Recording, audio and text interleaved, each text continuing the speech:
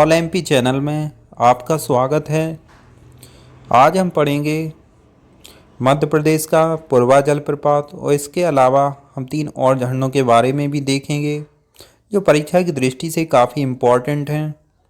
पिछले वीडियो में लगभग हमने 4 झरनों को कवर किया, जिसके अंतर्गत हमने डचेस, केप्टी, अप्सरा और पाताल पानी झरना आदि जलप्रपातों को कवर किया था। आज हम देखेंगे 4 और झरनों को जो काफ़ी इम्पॉर्टेंट हैं। सबसे पहले देखेंगे हम पुरवा जलप्रपात। तो ऑल एमपी चैनल को सब्सक्राइब कीजिए, वीडियो को लाइक कीजिए और शेयर कीजिए। यह परीक्षा की दृष्टि से काफ़ी इम्पॉर्टेंट वीडियो हैं। यहाँ से एक ना एक प्रश्न आपको एग्जाम में ज़रूर देखने को मिलेगा। 500 वीडियो की एक श्रृंखला है जो काफ़ी इम्पॉर्टेंट है। तो आइए देखते हैं पुरवा जलप्रपात। पुरवा जलप्रपात पुरवा झरना 70 मीटर ऊंचा है और यह मध्य प्रदेश के रीवा क्षेत्र में स्थित है। तो पुरवा झरना कितना ऊंचा है? 70 मीटर ऊंचा है और यह मध्य प्रदेश के कौन से क्षेत्र में स्थित है? यह मध्य प्रदेश के रीवा क्षेत्र में स्थित है। यह एक प्रसिद्ध झरना है और पूरे ज़िले में सबसे अच्छे पर्यटन स्थलों में से एक है। यह एक कैसा झरना है? एक प्रसिद्ध झरना है और पूरे ज़िले में सबसे अच्छे पर्यटन स्थलों में से एक है। कौन से क्षेत्र में है? मध्य प्रदेश के रीवा क्षेत्र में है। यह सारा क्षेत्र प्राकृतिक सौंदर्य से भरपूर होने के कारण साल भर पर्यटक और स्थानीय लोग यहाँ आते रहते हैं। तो यह सारा क्षेत्र प्राकृतिक सौंदर्य से भरपूर होने के कारण साल भर पर्यटक और स्थानीय लोग यहाँ आते रहते हैं। इसके अलावा पुरवा जलप्रपात के रीवा के पठार से उत्तर दिशा में नीचे की ओर गिरने के कारण इस झरने के लिए पानी का मुख्य स्रोत टॉस नदी है। तो पुरवा जलप्रपात के रीवा पठार से उत्तर दिशा में नीचे की ओर गिरने के कारण इस झरने के लिए पानी का मुख्य स्रोत क्या है? टॉस नदी है। तो आपसे पूछा जा सकता है कि पुरवा जलप्रपात में पानी का मुख्य स्रोत क्या है? तो पानी का मुख्य स्रोत क्या है? टॉस नदी है।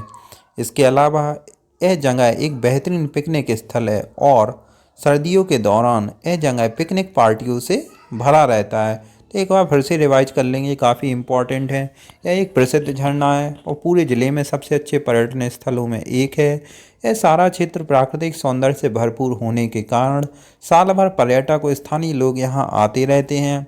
पुरवा जलप्रपात के रीवा के पठार से उत्तर दिशा में, रीवा के पठार से कहाँ? उत्तर दिशा में, और नीचे की ओर गिरने के कारण इस झरने के लिए पानी का मुख्य स्रोत टॉस नदी है। यह जगह एक बेहतरीन पिकनिक स्थल है और सर्दियों में यह जगह पिकनिक पार्टियों से भरी रहती है। देखते हैं कुछ और जानकारी। इस जगह का उल्लेख हिंदू पौराणिक कथाओं में किया गया है। तो इस जगह का उल्लेख किसमें किया गया है? इस जगह का उल्लेख हिंदू पौराणिक कथाओं में भी किया गया है, जो काफ़ी महत्वपूर्ण है। इस वीडियो के अंतर्गत हम और जलप्रपातों के बारे में जानेंगे। तो देखते हैं भालकुंड जलप्रपात। भालकुंड जलप्रपात, तो भालकुंड जलप्रपात के बारे में हम देखेंगे।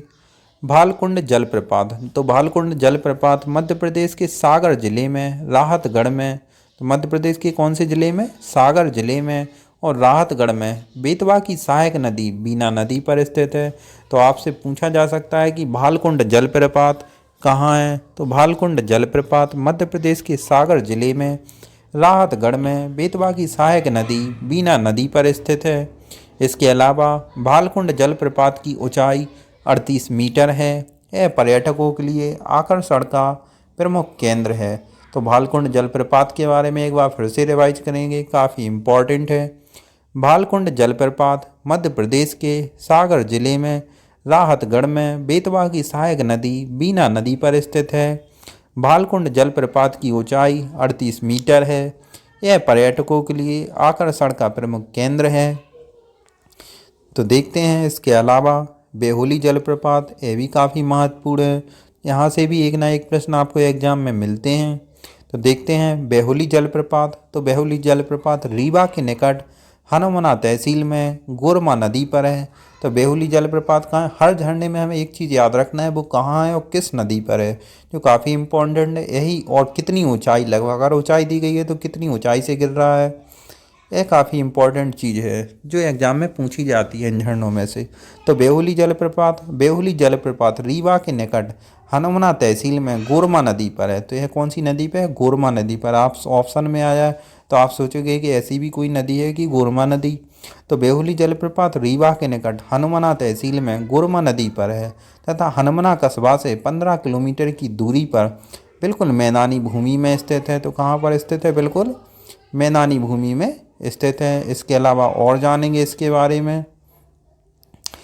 बेलोही जलप्रपात में देखने में हरा प्रतीत होता है। तो बेलोही जलप्रपात, बेलोही नहीं बेहोली जलप्रपात, तो बेहोली जलप्रपात देखने में कैसा प्रतीत होता है? हरा प्रतीत होता है, जो डरावना भी लगता है, थोड़ा डरावना भी लगता है। इस प्रपात को चारों दिशाओं में घूमकर एवं परिवर्तित की परिक्रमा कर देखा जा सकता है। यहाँ पर मतलब चारों तरफ से घूमा जा सकता है। जब गोरवा नदी में बाढ़ आ जाती है तो यहाँ का दृश्य बड़ा मनोरम लगता है। यहाँ प्रतिवर्ष जनवरी में मकर संक्रांति पर मेला भी लगता है। तो आपसे पूछा जा सकता है किस झरने के पास मकर संक्रांति में मेला लगता है? तो वेहोली जलप्रपात रीवा के निकट जो हनुमना तहसील में गोरमा नदी पर है, वहाँ पर मकर संक्रांति पर मेला भी लगता है। एक बार फिर से रिवाइज कर लेंगे इसको। बेहोली जलप्रपात, बेहोली जलप्रपात रीवा के निकट हनुमना तहसील में गोरमा नदी पर है तथा हनुमना कस्बा से 15 किलोमीटर की दूरी पर बिल्कुल मैदानी भूमि में स्थित है। बेहोली जलप्रपात देखने में हरा प्रतीत होता है, जो डरावना भी लगता है। इस प्रपात को चारों दिशाओं में घूमकर एवं परिवर्तित की परिक्रमा कर देखा जा सकता है। जब गोरवा नदी में बाढ़ आ जाती है तो यहाँ का दृश्य बड़ा मनोरम लगता है।